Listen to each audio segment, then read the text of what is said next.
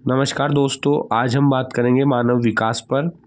मानव विकास दूसरी यूनिट का चैप्टर है, जिसके अंतर्गत विश्व जनसंख्या वितरण, घनत्व और वृद्धि ये हमने पढ़ा है।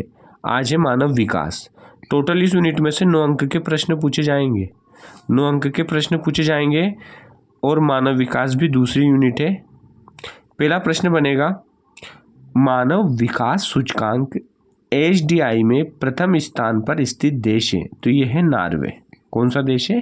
नॉर्वे, यूरोप महाद्वीप का देश है। नॉर्वे प्रथम स्थान पर है। दूसरा प्रश्न है, मानव विकास का स्तर किस पर निर्भर करता है?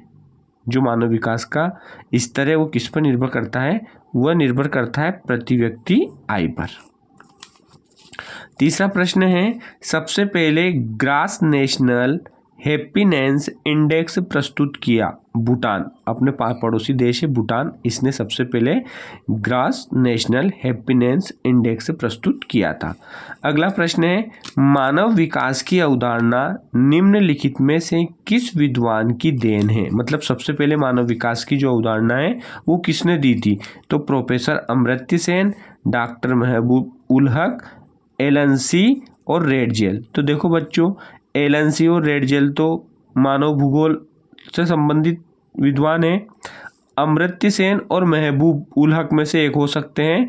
तो इसमें आएगा डॉक्टर महबूब उल हक, जो पाकिस्तानी अर्थशास्त्री थे। उन्होंने मानव विकास की अवधारणा सर्वप्रथम प्रस्तुत की थी।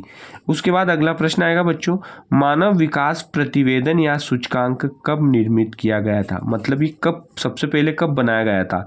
तो इसका उत्तर है, डॉक्टर महबूब उल हक ने 1990 ईस्वी में मानव विकास सूचकांक निर्मित किया था। यह पाकिस्तान के थे। नोबेल पुरस्कार विजेता अमर्त्य सेन, ये प्रश्न हो गया कि सूचकांक 1990 में निर्मित किया था। डॉक्टर महबूब उल हक ने 1990 ईस्वी में मानव विकास सूचकांक निर्मित किया था और ये पाकिस्तान के अर्थशास्त्री थे। अगला प्रश्न आएगा, नोबेल पुरस्कार विजेता अमर्त्य सेन किस देश के नागरिक हैं?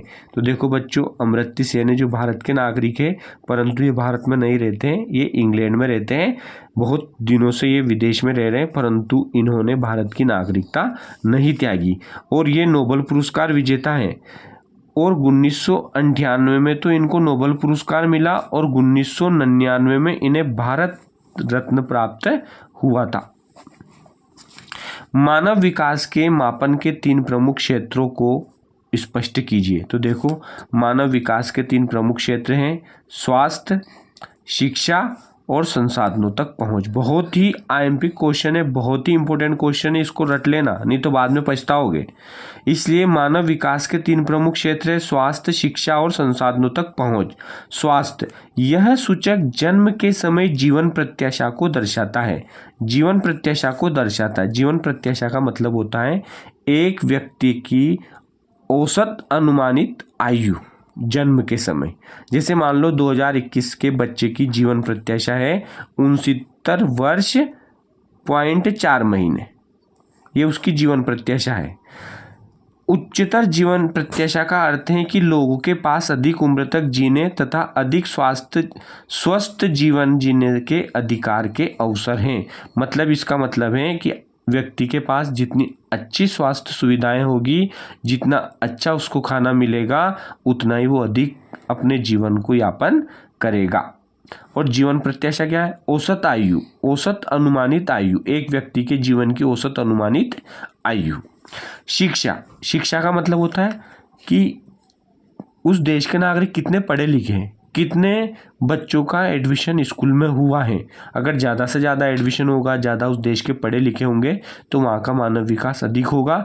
यदि वहाँ के बच्चों का एडमिशन स्कूल में कम होगा या फिर वहाँ के लोग निरक्षर होंगे, पढ़े लिखे नहीं होंगे, तो वहाँ का मानव विकास कम होगा। तो इसमें हम लिखेंगे, पढ़ और लिख सकने वाले वयस्कों की संख्या और विद्यालयों में नामांकित बच्चों की संख्या दर्शाती है कि किसी देश विशेष में ज्ञान तक पहुंच कितनी आसान अथवा कठिन है। हाँ, किसी देश विशेष में कितने बच्चे वहाँ पढ़ने जाते हैं, कितने नहीं पा जाते हैं और कितनी आसान तरीक़ों से उन्हें शिक्षा मिल जाती है। अगला है संसाधनों तक पहुँच। संसाधनों तक पहुँच का मतलब होता है बच्चों किसी वस्तु को खरीदने की शक्ति।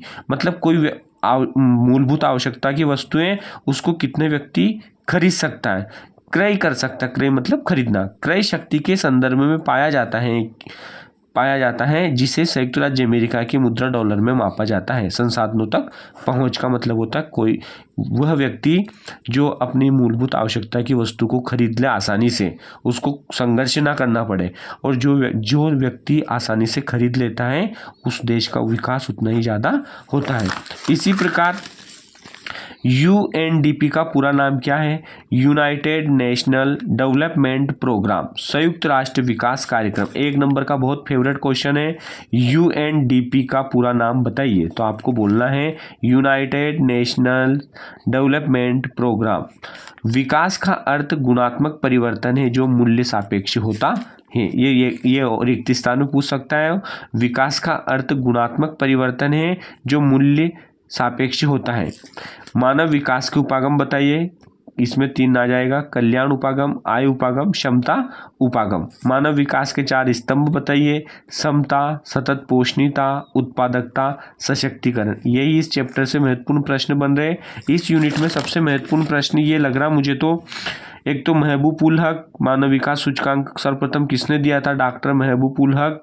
एक अमर्त्य सेन किस देश के नागरिक थे? वो भारत के थे। और एक मोस्ट इंपोर्टेंट क्वेश्चन बन रहा 3 नंबर का, मानव विकास के 3 प्रमुख क्षेत्र बताइए। तो याद होना चाहिए स्वास्थ्य, शिक्षा और संसाधनों तक पहुंच।